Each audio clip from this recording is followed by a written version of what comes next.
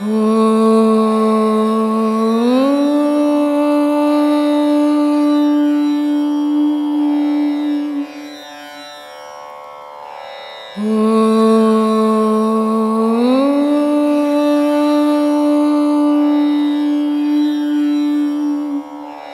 மனிதனுடைய வாழ்வில் 3 காலங்கள் உண்டு.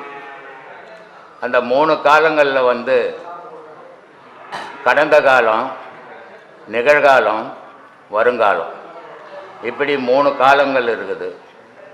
அதே நேரத்தில் ஒரு மனிதனுடைய நிலையில் 3 நிலைகள் இருக்குது. இளமை பருவம், இடைப்பருவம், முதுமை பருவம். இந்த 3 பருவங்கள் இருக்குது. இப்போது கடந்த காலம் போயிடுச்சு, நிகழ்காலம் நடந்துக்கின்னு இருக்குது. நிகழ்காலத்தில் இருக்கிறவங்க என்ன மாதிரி வயசானவங்க ஏராளமாக இருக்கிறீங்க. ஆனால் வருங்காலம் இளைஞர்களுடைய கையில் தான் இந்த உலகம் நிற்கிது. அப்போ இந்த இளைஞருங்க எப்படி வாழணும் அப்படின்றதுக்காக தான் ஒரு சின்ன விஷயத்தை சொல்லலாம்னு நினைக்கிறேன். ஒவ்வொரு மனிதனும் ஒவ்வொருத்தனுடைய வாழ்க்கையிலையும் அவமானப்படாமல் மனிதனே கிடையாது. அது ஆணாக இருந்தாலும் சரி, பெண்ணாக இருந்தாலும் சரி. ஆணுக்கிட்ட பெண் அவமானப்படுறான், பெண்ணுக்கிட்ட ஆண் அவமானப்படுறான். வெளி உலகத்தில் வேலைக்கு போகிற இடத்துல தொழிலாளிகள் அவமானப்படுறான். அவனை விட உயர்ந்த ஆஃபீஸர் அவனை விட உயர்ந்த ஆஃபீஸர்கிட்ட அவமானப்படுறான். அரசியல்வாதிங்க தொண்டருங்க கிட்ட அவமானப்படுறான், தொண்டருங்க அரசியல்வாதி தலைவருங்க கிட்ட அவமானப்படுறான். இப்படி அவமானம்ன்றது இல்லாத ஒரு மனிதனுடைய வாழ்வே இல்லை உலகத்தில். ஆனால் இந்த அவமானத்தை நம்ம எப்படி எடுத்துக்கணும் அப்படின்றதுக்கு பற்றி தான் சொல்கிறதுக்கு இருக்கிறேன். ஒரு மனுஷனுக்கு அவமானம் வரும்போது அவன் மனசு சோர்ந்து இப்படி நடந்து போச்சே, இனிமேல் நம்ம இப்படி வாழலாமா அப்படின்ற எண்ணத்துக்கு போயிடுறீங்க. பெருவாரி அப்படி தான் நடந்துன்னு இருக்குது. அது ரொம்ப வருத்தப்பட வேண்டிய விஷயமா இருக்குது. அதனால் அவமானம்ன்றதே ஒரு வாழ்க்கையினுடைய முன்னேற்றத்தினுடைய ஒரு வைராக்கியத்துக்கு தேவையான விஷயம் அவமானம். ஆனால் உலகத்தில் நீங்கள் எல்லாத்தையும் மறக்கலாம், மனிதனுடைய வாழ்க்கையில் அவமானத்தை மட்டும் மறக்கக்கூடாது. அவமானத்தை எவன் மறக்கிறானோ அவனுடைய வாழ்க்கை முன்னேற்றத்துக்கு வராது. எந்த ஒரு அவமானமும் தான் அவனை உயர்த்துறதுக்கு வழிவகுக்கும். அப்போது இந்த அவமானத்தை கண்டு அஞ்சாதீங்க, ஆனால் அவமானத்தை மறக்காதீங்க. ஒவ்வொரு மனிதனுக்கும் ஒவ்வொரு நிலையிலும் ஒவ்வொரு அவமானமும் நடந்தே தீரும். அவமானம் இல்லாத மனிதனே கிடையாது. ஆனால் அந்த அவமானம்ன்ற வார்த்தை மனிதனுடைய வாழ்க்கையை சின்னப்பண்ணமாக்கிடும். அதே நேரத்தில் அந்த அவமானம்ன்ற வாழ்க்கையை மனிதனை தரத்தில் உயர்த்தி நிறுத்திடும். ஏன்னா மனசுக்குள்ள அந்த அவமானத்தில் தான் வைராக்கியம் வரும். அந்த வைராக்கியம் தான் அவன் வாழ்க்கையில் உயரத்துக்கு வழிவகுக்கும். அந்த அவமானத்தை மட்டும் உலகத்தில் நீங்கள் எல்லாத்தையும் மறக்கலாம், அவமானத்தை வாழ்க்கையில் மறக்கவே கூடாது. ஒவ்வொரு மனிதனும் அவமானத்தை வாழ்க்கையில் எவன் மறக்காம இருக்கிறானோ அவன் வாழ்க்கை முன்னேறியே தீரும். ஏன் நடந்தது, எதுக்கு நடந்தது, என்ன காரணம் இது, இப்போ நம்ம இந்த அவமானப்படாமல் இருக்கிறதுக்கு நம்ம என்ன செய்யணும்? ஒவ்வொருத்தனுடைய வாழ்க்கைக்கும் அது முன்னேற்றத்துக்கு வழிவகுக்கும். அந்த அவமானம்ன்றது சாதாரணமான விஷயம் கிடையாது. அது மனுஷனை சின்ன பண்ணமாக்கிடும். அதே அவமானம் மனுஷனை உச்சத்தில் தூக்கின்னு போய் நிறுத்தும். அதனால் அவமானத்தை கண்டு கலங்காதீங்க. அவமானத்தை ஒரு அடையாளமாக வச்சுங்க. அவமானம் உங்கள் வாழ்க்கைக்கு அடிப்படையாக ஆக்கிக்குங்க. அந்த அவமானமே உங்கள் வாழ்க்கையில் உயர்த்தி நிறுத்தும். அந்த அவமானமே எந்த நேரத்திலும் நீங்கள் மறக்கக்கூடாது. எதை மறந்தாலும் அவமானம் உங்கள் நெஞ்சில் ஊறிக்கினே இருக்கணும். திரும்பி திரும்பி அதை சிந்திச்சுக்கினே இருக்கணும். அதை சிந்திச்சுக்கினே இருந்தீங்கன்னா அந்த அவமானம் உங்கள் வாழ்க்கையை உயர்த்தி காட்டும். அந்த அவமானத்தை மட்டும் மறக்காதீங்க. இது எங்கள் முதியோர் கடந்த காலம் ஒன்று போயிடுச்சு. இப்போ நிகழ்காலத்தில் நாங்கள்லாம் முதியோர் இருக்கிறோம். வருங்காலத்தில் இளைஞர்கள் இருக்கிறீங்க. இந்த இளைஞர்களில் மந்திரிகள் இருக்கலாம், பெரிய இன்ஜினியர்கள் இருக்கலாம், பெரிய டாக்டர்ஸ்கள் இருக்கலாம். இவ்வளோ பேரும் அந்த இளைஞர்கள் தான் உருவாக்க போகிறீங்க. இந்த நாட்டினுடைய சமுதாயமே இளைஞர்கள் கையில் தான். ஆனால் எத்தனையோ ஆன்மீகவாதிகளுடைய இதை நான் நிகழ்ச்சியை பார்த்துருக்குறேன். ஒரு 40 வயசு 45 வயசில் தான் அந்த ஆன்மீகத்தை நாடி போவாங்க. அதை தான் நம்ம அனுபவத்தில் பார்த்துருக்குறோம். ஆனால் இந்த பிரம்மசூத்திர குழுவில் நடக்கிற நிகழ்ச்சியை இந்த இளைஞருங்க 10 வயசு 15 வயசு 18 வயசு 20 வயசு இந்த இளமை பருவத்தில் என்னுடைய பேச்சுக்கு இவ்வளோ ஆர்வம் கொடுத்து ஆதரவு கொடுக்குறது நான் இளைஞர்களுடைய அவங்களுடைய மனசுக்கு என்னுடைய மனமார்ந்த நன்றியை தெரிவிச்சுக்கிறேன். ஒவ்வொரு இளைஞர்களும் வாழ்க்கையில் சிந்திச்சு பாருங்க, உயரணுன்ற ஒரே நோக்கத்தோடு இருங்க. தாய் தகப்பனை மதிக்க கற்றுக்குங்க, பெரியவங்களை மதிங்க, நல்லா படிங்க, உங்கள் வாழ்க்கையை உயர்த்திக்குங்க. நீங்கள் வாழ்க்கையை உயரும் போது உங்கள் சமுதாயத்தினுடைய வாழ்க்கை உயரும். அதுக்கு நீங்கள் ஆதரவாக இருந்து உங்களுடைய வாழ்க்கை உயர்ந்தால் தான் உங்கள் சந்ததி உயரும். நீங்கள் கெட்டு போனீங்கன்னா உங்கள் சந்ததியும் கெட்டு போயிடும். அதனால் இந்த இளமையிலிருந்த தெய்வ பக்தியை உருவாக்குங்க. பெரியவங்களுடைய பேச்சை கேளுங்க. எப்பவுமே பெரியவங்க கெடுதல் சொல்லவே மாட்டாங்க. ஆனால் உங்களுடைய இளமை பருவத்தில் சொல்கிறதெல்லாம் கெடுதல் மாதிரி தெரியும். அது உங்கள் வாழ்க்கைக்கு உதவும். அதனால் எல்லாரையும் கேட்டு எல்லா இளைஞர்களும் இந்த நாட்டினுடைய முதுகெலும்பாக இருந்து உலகத்தை உயர்த்தணும். அதுக்காக தான் நான் இவ்வளோ விஷயங்களை பேசின்னு இருக்கிறேன். இந்த சமுதாயமே உயர்ந்தா அதுக்கு நான் சின்ன ஒரு ஊன்றுகோலாக இருந்தேன்றதை எனக்கு ஒரு சந்தோஷம் கிடைக்கும். அதனால் இளைஞர்கள் உயரணும், இளைஞர்கள் சந்தோஷமாக இருக்கணும், இளைஞர்கள் குடும்பம் நல்லா இருக்கணும். நன்றி, வணக்கம். என்ன போன ஜென்ம புண்ணியம் உங்ககிட்ட வந்திருக்கிறேன்.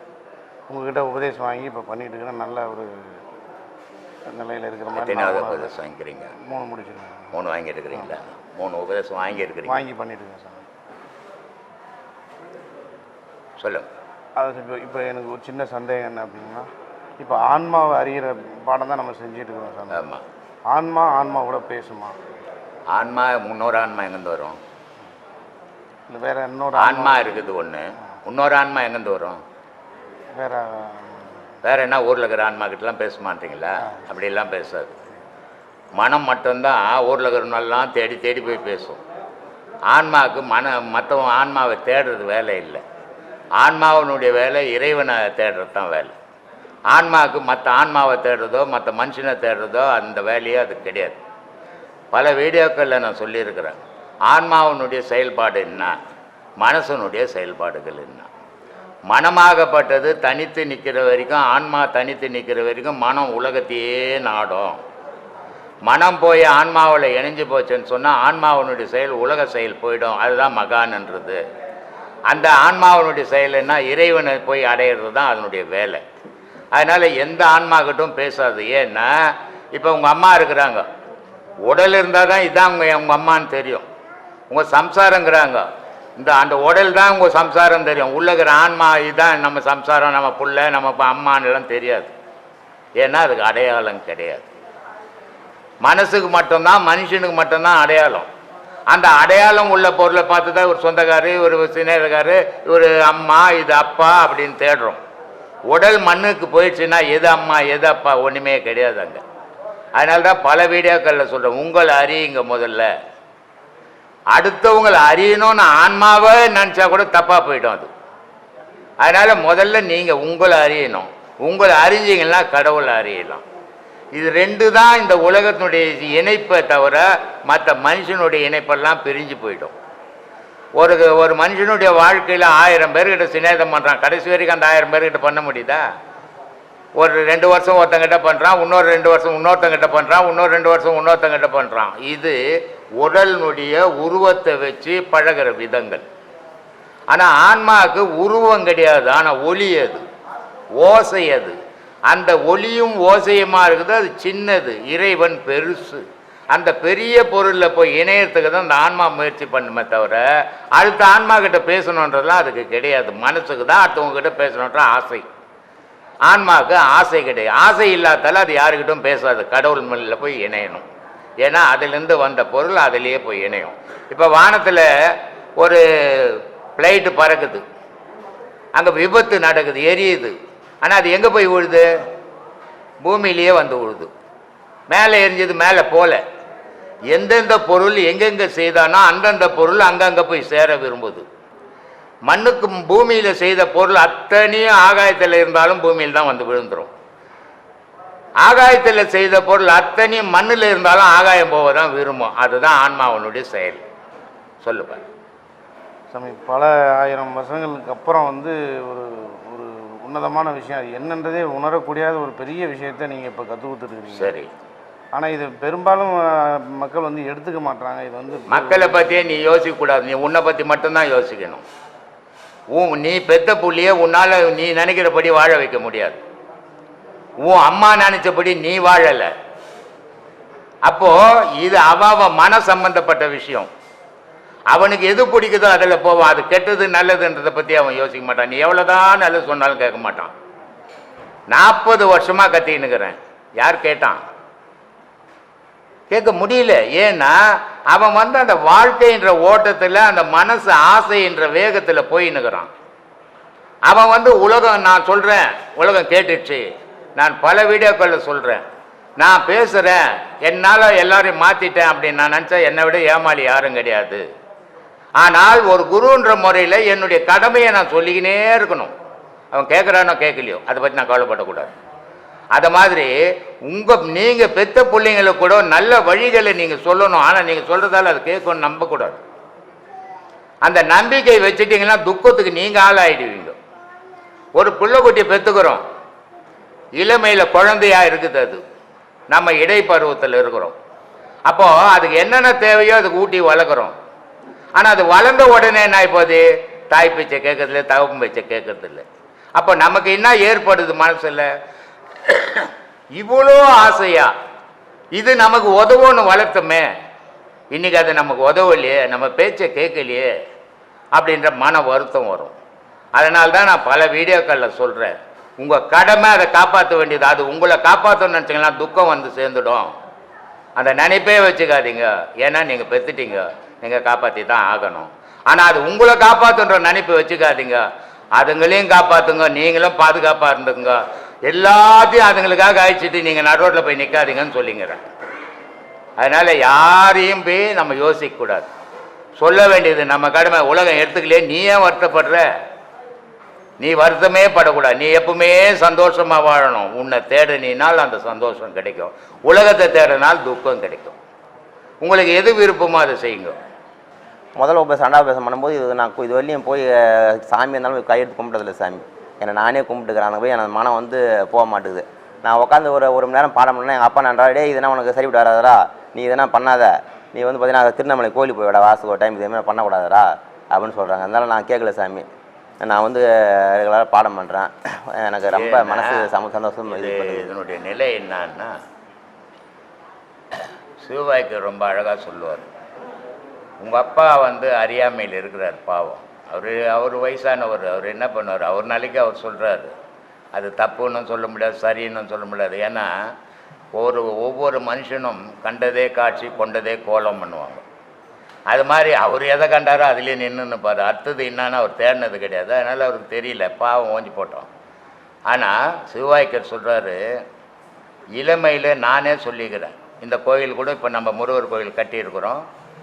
ஊர் ஜனங்கள்லாம் வந்து வழிபடுது. இது ஆடிக்கிறதுக்கு வருது. மொட்டை கிட்ட ஒரே ரேடியோ கிட்ட நிறைய அமக்கலமாக இருக்கும். ஆனால் நான் இது வரைக்கும் கும்பிட்டதில்லை.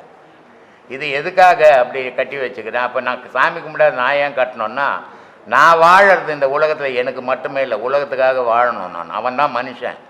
தனக்காக மட்டும் வாழறோம் மனுஷன். அது ஒரு மிருகம்.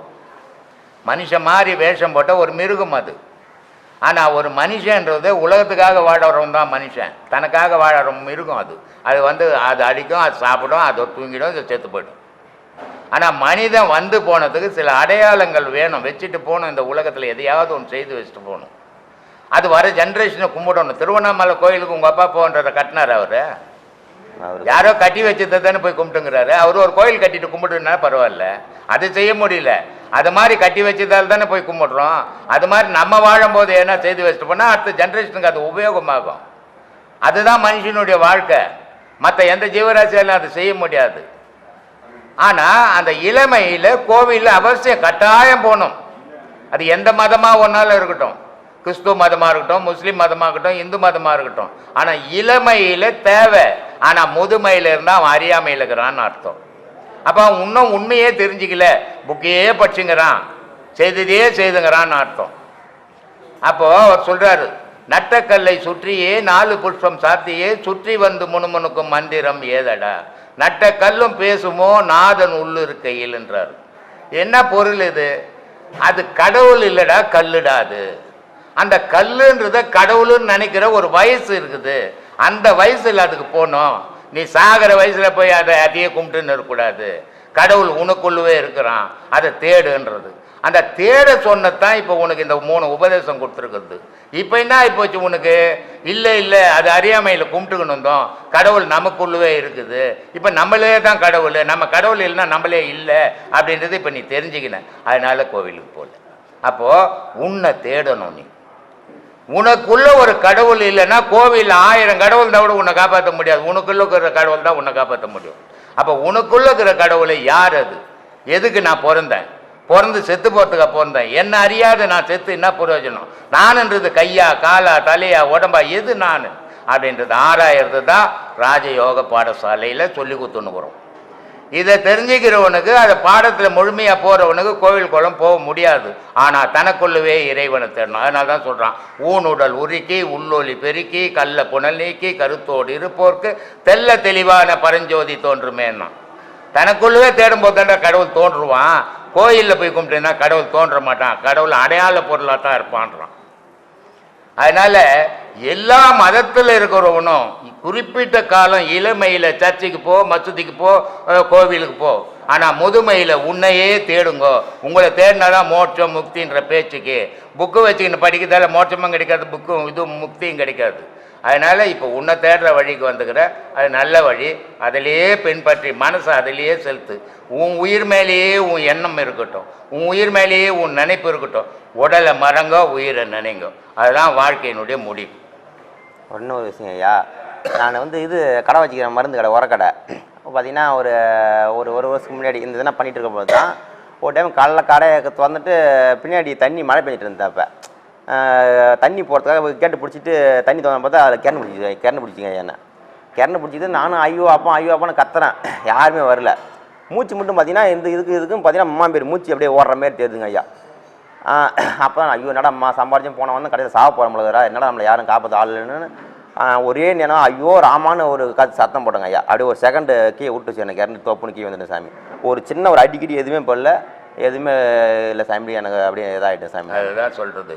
இதில் கூட நான் பல சின்ன ஒரு காயம் ஆகலை சாமி. பல வீடியோக்களில் சொல்லிக்கிறேன். உனக்கு ஒரு பெரும் ஆபத்து வரும், உனக்கு வரணும்னு அது விதி. ஆனால் இந்த பாடத்தில் இருக்கிறவனு அவ்வளோ பெரிய ஆபத்துலேருந்து சின்ன அடிப்படுற மாதிரி காப்பாற்றி விட்டுட்டு போயிடும். ஏன்னா இந்த பாடத்தினுடைய வலிமை அது. ஆனால் இந்த பாடத்தில் இல்லாத பக்தியில் இருக்கிறவன் ஏடாகுடமாக போய் மாட்டிக்கின்னு செத்து போயிடுவான். அதனால் மரணத்தில் கூட இதுக்கு ஒரு மரியாதை உண்டு. அதனால் இந்த பாடத்தை பின்பற்றி போங்க. இது என்கிட்ட வந்து கற்றுக்கணுன்றதுல எங்கே ஒரு நல்ல குரு இருந்தாலும் கற்றுக்குங்க. ஆனால் போலி குருக்கிட்ட போய் மாட்டிக்கி நீங்களும் கிட்ட அவனும் கற்றுன்னு இருக்காதீங்க. அதனால் எங்கே இருந்தாலும் நல்ல குருக்கிட்ட உண்மையான பாதையை தெரிஞ்சு பயணம் பண்ணுறது தவறு கிடையாது. ஆனால் போலிங்க கிட்ட போய் மாட்டிக்கின்னு அவதிப்படாதீங்க, கெட்டு போகாதீங்க. நல்ல குருக்கிட்ட என்கிட்ட வரணும்னு அவசியமே கிடையாது. நானே இப்போ எல்லாரையும் வராதிங்கன்னு சொல்லிக்கிறேன். ஏன்னா இங்கே கூட்டம் கூட்ட முடியாது, அளவு மாரி கூட்டமாகி போச்சு. அதனால் தயவுசெய்து வராதிங்கன்னு சொல்லின்னுக்கிறேன். அதனால் அந்த நல்ல குருக்கிட்ட போய் யார் ஒன்றாலும் நல்லா சொல்லி கொடுத்தால் அவங்களாட்ட கற்றுக்கணும், முறையோடு தெரிஞ்சுக்கின்னு போங்க. முறை தெரியாமல் தெரிஞ்சுக்கினீங்கன்னா அது பயனே இருக்காது, உங்களுக்கு அதனுடைய பலனை அனுபவிக்க முடியாது. அதனால் அப்படி செய்யுங்க. சரியான நேரத்தில் அது உங்களை கை கொடுத்து காப்பாற்றும். ஓஹோ, இங்கே சத்சங்கம் நடக்கும்போது நமக்குள்ளே இவ்வளோ விஷயங்கள்லாம் நடக்குது, இது ஏதோ ஒருத்தர் பேசுகிறாருங்க, நாம் கேட்டோம் நல்லா இருக்குதுன்னு போய் கடந்து போகிற விஷயம் இல்லை. இது இன்றைக்கி நாம் கேட்குற விஷயங்களே உங்கள் வாழ்நாளில் என்றைக்காவது இது கண்டிப்பாக எதிரொலிக்காமல் போகவே போகாது. ஏன்னா இது பேசுகிறது ஏதோ பேச்சுக்காக பேசுகிற விஷயம் இல்லை. நாம் உணர்ந்து நாம் அனுபவித்து குருநாதர்கிட்ட வரம் வாங்கின்னு வந்து பேசுகிற பேச்சுக்கள் இது. இது நம்மளோட வாழ்க்கையில் இன்றைக்கி இல்லைனாலும் என்றைக்காவது நாம் யாருமே துணையில் என்னும்போது இங்கே கேட்கக்கூடிய ஒரு பேச்சும் ஐயாவோட ஒரு சொல்லும் நமக்கு வழி துணையாக அது வந்து நிற்கும்.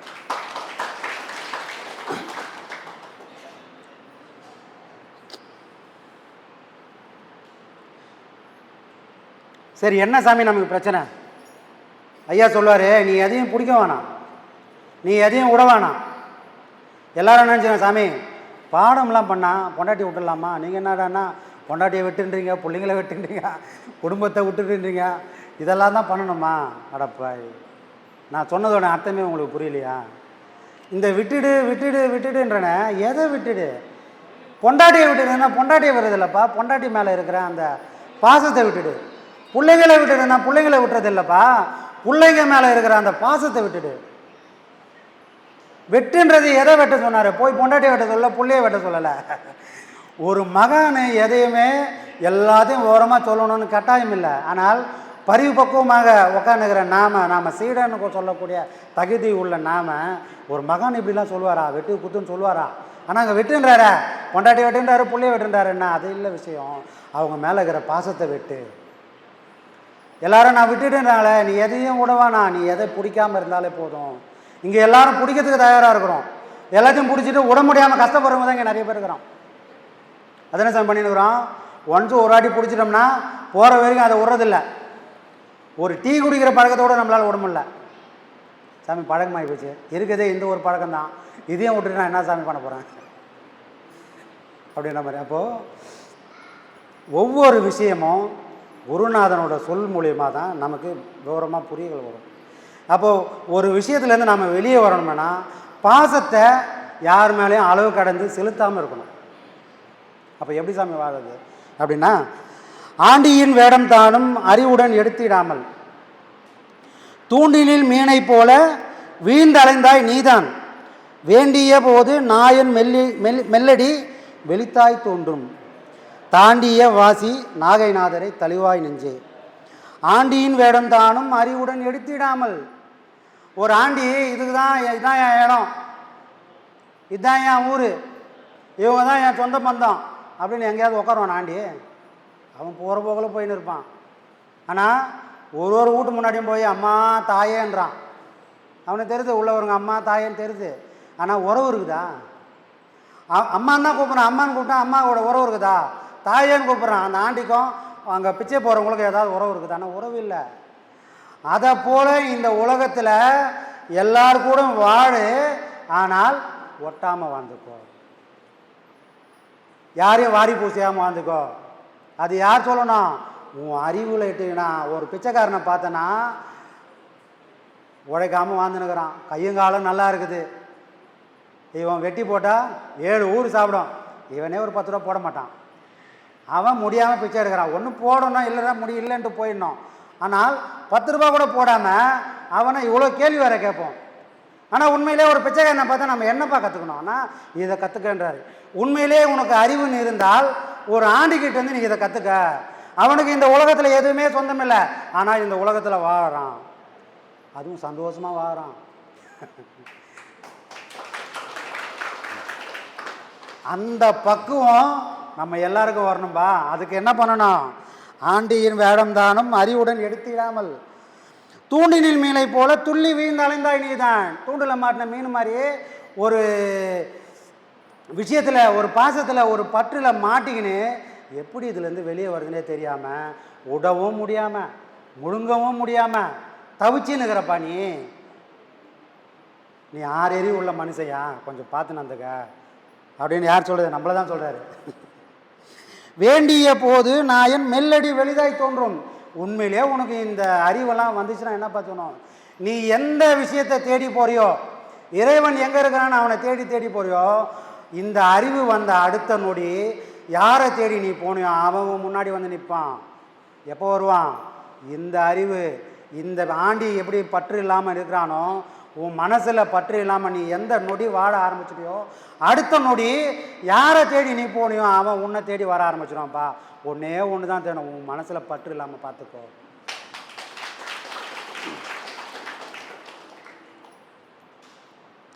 நாடக பெண்ணையாட்டும் நாட்டுவன் போல என்றன்,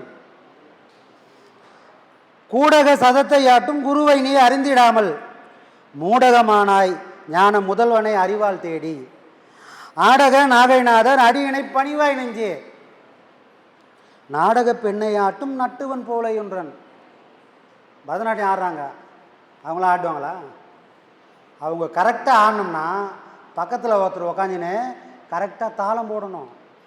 அந்த தாளம் கரெக்டாக போட்டால் மட்டும்தான் இவங்களால் அந்த தாளத்துக்கு ஏற்ற மாதிரி தான் இவங்களால் ஆட முடியும். அந்த தாளத்துக்கு ஏற்ற மாதிரி இவங்க ஆடினால் மட்டும்தான் பார்க்கக்கூடிய நாம் அதை ரசிக்கவே முடியும்.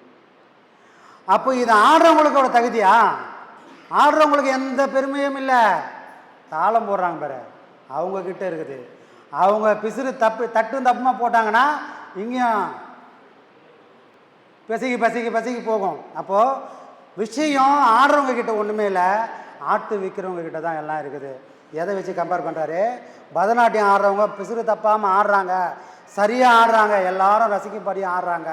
காரணம் என்னென்னா, பக்கத்தில் ஒருத்தர் உக்காந்திங்கன்னு, அவர் பேர் என்னது, நட்டுவான், அவர் தாளம் போடுவார்.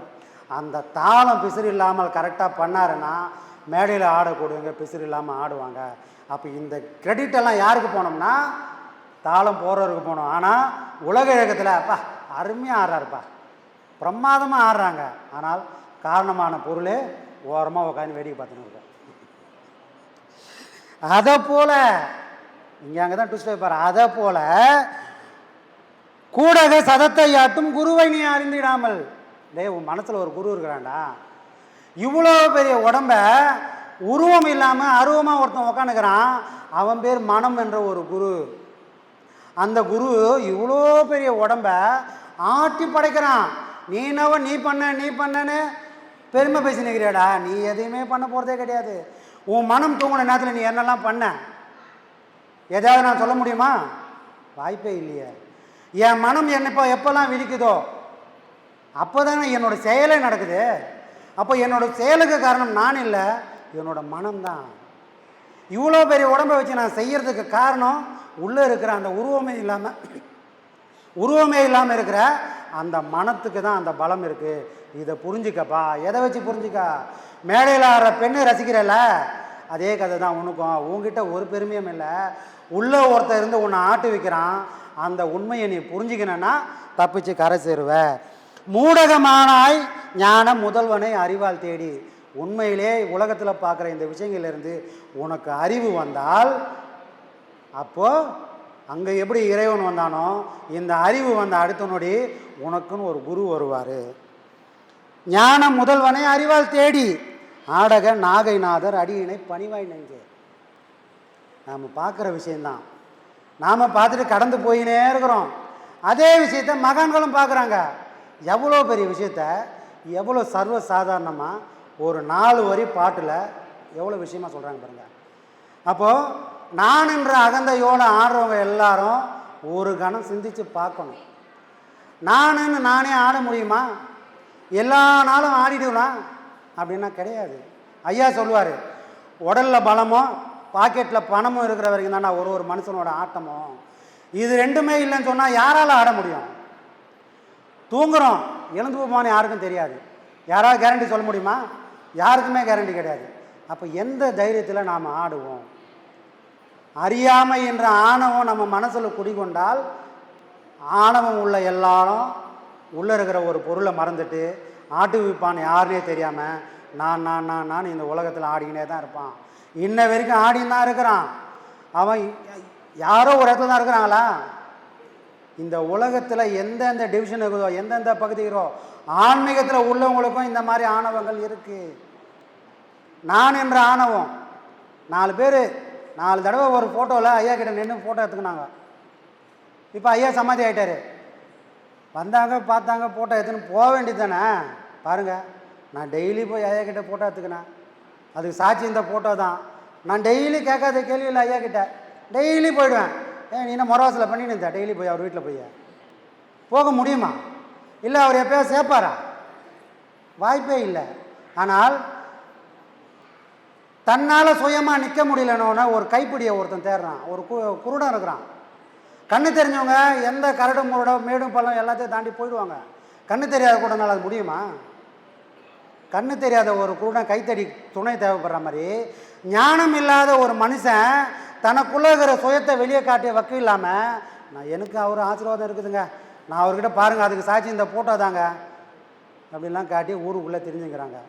ஆனால் உண்மையிலேயே ஞானம் உள்ளவன் தன்னை வெளிப்படுத்த வேண்டிய வேலையே இல்லாதவனாக தான் இருக்கணும். உண்மையிலே ஞானம் ஒருத்தருக்கு ஊட்ட எடுத்துன்னு சொன்னால் தன்னை தாழ்த்திக்கின்னு தான் இருக்கணும். பாருங்கள், நான் இப்படிங்கன்னு சொல்கிறாங்கன்னா அவங்க அஞ்ஞானம்ன்ற சேற்றில், நான் என்ற அகைந்தில் இந்த உலகத்தில் சுற்றின்னு இருக்கிறான். வெள்ளை வேட்டியுமா வெள்ளை துண்டுமா சுற்றின்னு இருக்கிறான்ற உண்மையை நாமெல்லாம் புரிஞ்சுக்கணும். எப்பவுமே கவனமாக இருக்கணும். தனக்குள்ள சக்தி இருந்தால் ஒரு நெருப்பு 1000 விஷயங்களை பற்ற வச்சு எல்லாத்தையும் நெருப்பாக்கக்கூடிய வல்லமை உண்டு. ஒரு வத்துக்குச்சி அது ஒரு 5 செகண்டோ 10 செகண்டோ தான் எரியும். ஆனால் அது எரியறதுக்குள்ளே தனக்குள்ளே இருக்கிற அந்த ஜோதியை 1000 விளக்குக்கு அதால் ஏற்றி வைக்க முடியும். உள்ளே இருந்தால் ஏற்றி வைக்க போதில்ல, உள்ளே இல்லைன்னா வெளியே இருக்கிற பொருளை அடையாளம் காட்டணும்ல. அப்போது வெளியே இருக்கிற பொருளை ஒருத்தன் அடையாளம் காட்டி ஏமாத்துறானா, தனக்குள்ள சுயம்ன்ற ஒரு பொருள் அவன்கிட்ட இல்லைன்றது மட்டும்தான் அவனோட சொல்லுலேருந்து வெளிப்படுற வார்த்தை. அப்போ கேட்கக்கூடியங்க பார்க்கக்கூடியங்க இந்த உண்மையை புரிஞ்சுக்கணும். ஞானம் உள்ளவன் யாருமே தன்னை வெளிக்காட்டவே முடியாது, வெளிக்காட்டவும் அவங்களால தோணவே தோணாது. அஞ்ஞானி மட்டுமே தான் தான் தான் தான் தான் போவான்.